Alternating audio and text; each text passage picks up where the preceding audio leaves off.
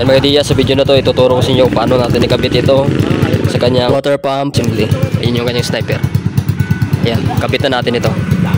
Paglasin muna natin yung cover para ma-access natin yung kanyang sa water pump. So kapitan natin ito. Sa tanggalin muna natin yung kanyang mga cover para ma-access natin yung kanyang sa water pump. Ayan, tanggalin natin ito. Mas maganda kung meron kayo pang sikwat ito para hindi ma-damage yung cover sa pagtanggal natin. Ayan, tanggalin muna natin yung kanyang cover. Pa-access na natin itong kanyang sa water pump. Ayan, tanggalin na natin yung kanyang mga hose. Ayan, at i-drain natin yung mga kulan nya. So dito yung pang drain. Ayan, yan yung bolt na yan. Diya, sa tanggalan natin yung kanyang kulan. Ayan, bali tinanggalan lang natin dito cover.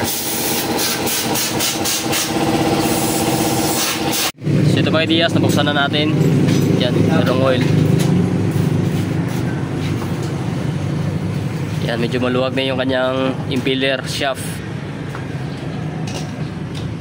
So yan, tanggalin muna natin. Ito na mga Diya, tanggalin na natin itong dalawang bolt para ma-access natin yung bearing. Ito na po.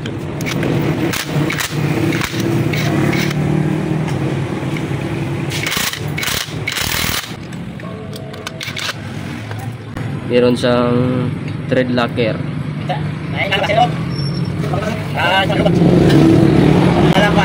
Nakalock yan. Ayan.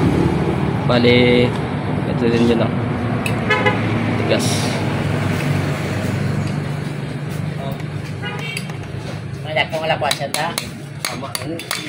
Yan. Bali, nakalock. So pag ganun niya, ito din yun lang. Tulak nyo lang.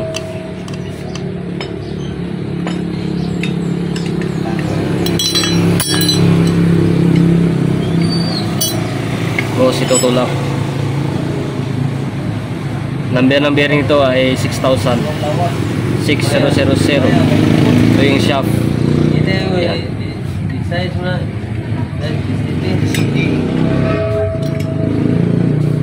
Ito mga Diyas. Ayan, meron na siyang kayod. Ito yung dilan. Yung pag-chichon niya dati, meron ng halong kulan sa kanyang oil. So mas maganda, palitan nyo lang ito. At yung bearing, at ito kanyang kulan seal.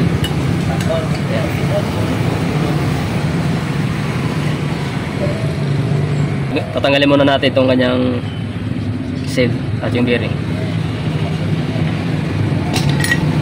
Ayan, sa pagtanggal ng bearing mga Diyas, gagamit lang kayo ng puller pang bearing removal. So nagyan ko lang ng karton para yung dito yung banda hindi sa magasgasan. Yan, para hindi magasgasan yung dito yan sa kanyang gasket, hindi ito masisira. So depende sa inyo kung anong diskarte nyo sa pagtanggal ng bearing, pero mas maganda kung meron kayo nito. Ayan, tanggalin na natin ito.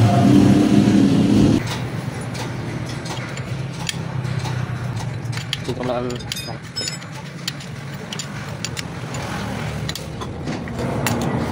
Okay, tanggal. So ganun lang pagtanggal mga Diyas. Mas maganda kung meron kayo nito. Ayan, lagyan ng karton. So dito, mandalin lang ito. Pupukukin nyo dito sa bandang side ito. Ayan, hindi rin puller pa rin yung gamitin. Goods. Dito mga Diyas, pagtanggal natin ng coolant seal nya, so gamit pa rin tayo ng puller. Bigyan lang natin ng washer dito. Ayan, para ma-press nya pataas. Lagay din tayo ng karton para hindi magasgasan. Ayan.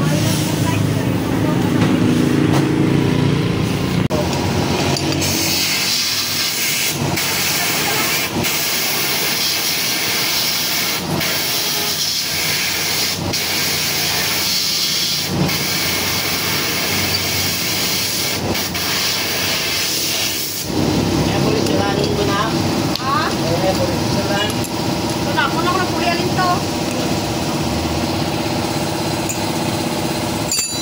Ay lang ako. Mga ideya sa pagbalik ng kanyang bagong oil seal. So madali lang ito. May nakasulat dyan na water side. So ganyan ang paglagay dito. So ganito lang pagkabit. Lagyan nyo lang konting oil para madali lang sa ipasok. Yan. Sa lalay na nito.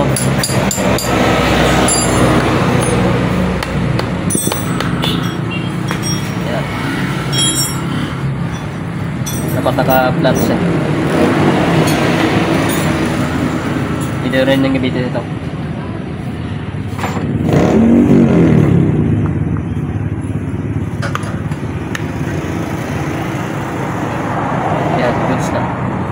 So ganun lang kadali pagkabit ng kanyang coolant seal or tinatawag na oil seal.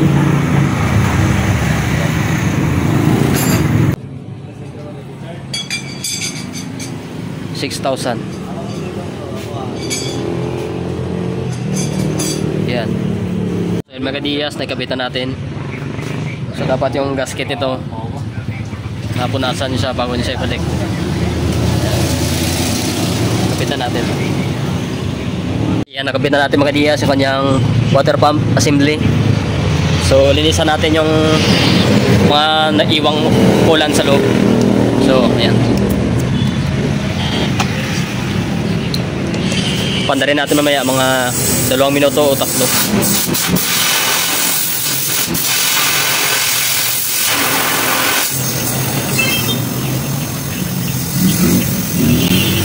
Para ma-drain yung mga naiwang coolant. Ayan, mas maganda kung palitan na lang natin lahat. Ayan. Pandarin muna natin.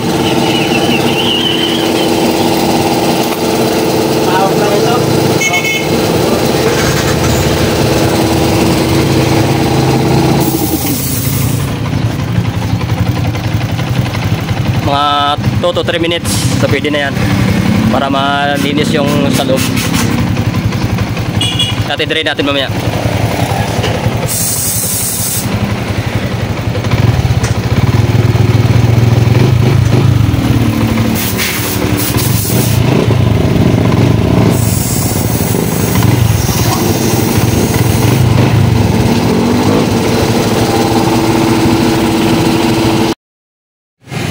So ngayon mga diyas, i-drain na natin. I-drain na natin siya.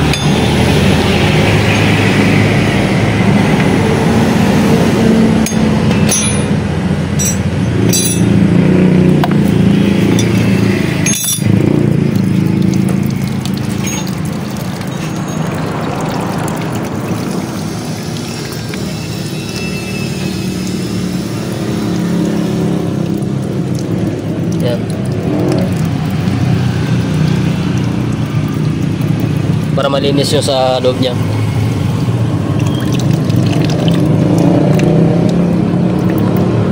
Yan, goods.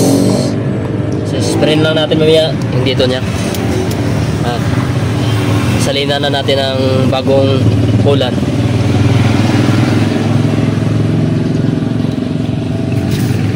Yan, lagyan na natin bagong coolant. Yung reserve niya, lagyan na natin. So itong level.